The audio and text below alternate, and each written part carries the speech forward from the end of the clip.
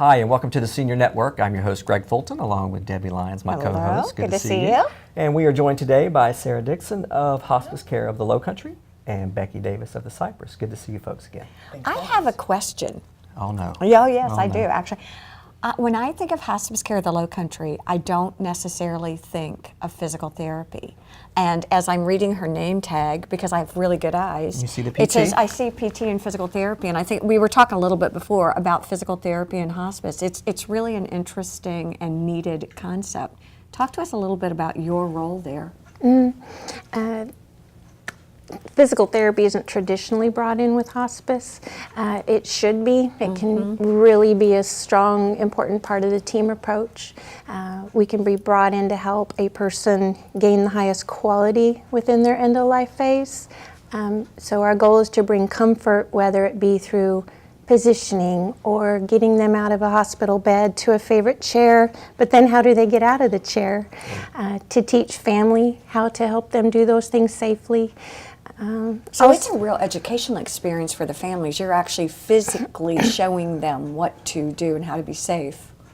Definitely. And some people will have goals, they haven't been outside for weeks or months just to get some fresh air. And so what sort of equipment can we bring in so they do that safely? But then family sometimes gets a deer in the headlights look with all this equipment, and just to teach them how to use it.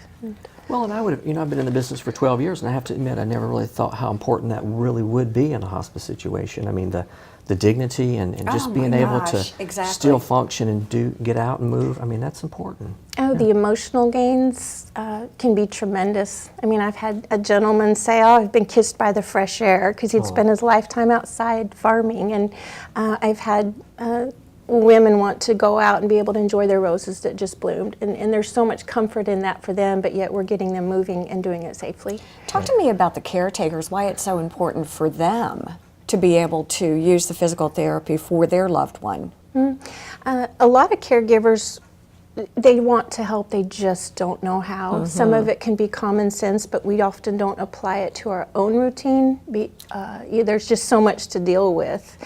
And so we can come in and point out things for positioning. I never thought about positioning. Oh.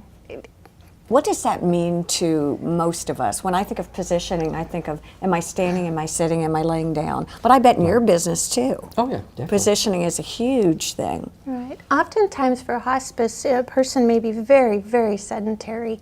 And so if you're in the same position in that bed for hours on end, or you lack the strength to turn yourself, how can family help you turn without pulling on your shoulder or damaging your skin, which may already be in a compromised position?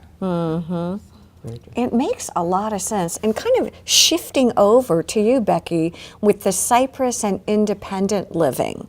Talk to us a little bit about that, what you all are doing. Well, when folks come to the Cypress, they are coming because they feel that they need a little bit more assistance in the activities of daily living as it relates to independence. Okay. With their home, they may be wanting help with their maintenance of their home. Maybe they're burdened now with their house, and they feel like moving to the Cypress is an opportunity to relieve some of those pressures of maintaining a home, maintaining a yard, planning meals, those sort of things. But one thing we need to keep in mind is that as we age, that's new to all of us. Right. Well, that's true. Yeah, I mean, it's new to it's, and if we had a playbook, it would make life a lot easier. And we don't have a playbook, right? So this is all new to all of us. Whether you're a caregiver or you are the one who's the recipient of the care. So what the Cypress does is what we try. We try to have a good playbook for independent living and keeping you independent as long as possible. So when someone comes in, we talked about being proactive in another show. At what point does someone need to come in to you to find out about the Cypress? And then we can even talk to you about hospice. At what time does someone need to come to hospice?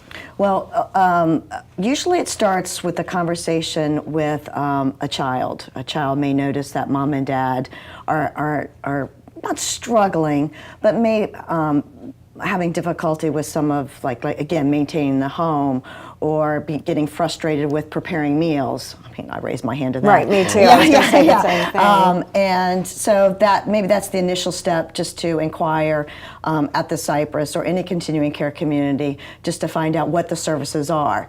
Another aspect is children, when they talk to their parents, they need to have, it's hard to ask folks, your parents, to open up their checkbook to show, show me where your insurance goes. What does it pay for? Those are tough conversations you have with your parents, and you need to have that conversation so you can come to the Cypress before you need the care.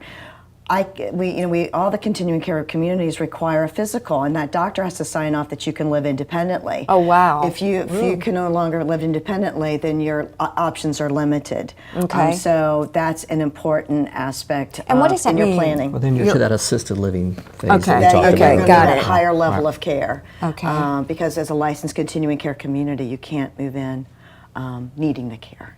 And then the Preston Center. Yes. What is that? That's part of the Cypress too. Right, that Okay. is it's going to be mid-2017, 63 licensed skilled beds.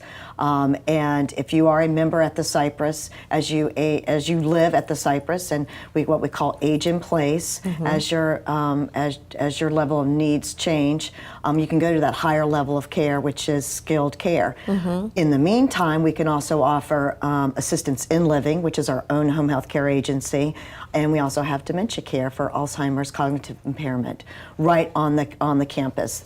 The neat thing about that is that when you need it, it's already there. It's right not there. a knee-jerk reaction. I think somebody on the previous episode was talking about being reactive instead of proactive. Well, the Cypress is definitely proactive when it comes to that future care. And what we were talking about before is hospice. You can make a referral to hospice from the Preston Center if need be. Yeah, there is a whole care plan for every member of the Preston Health Center. And that makes so much sense. Does very much so. Well, we're going to have to take a quick break, and we will be right back. That sounds great.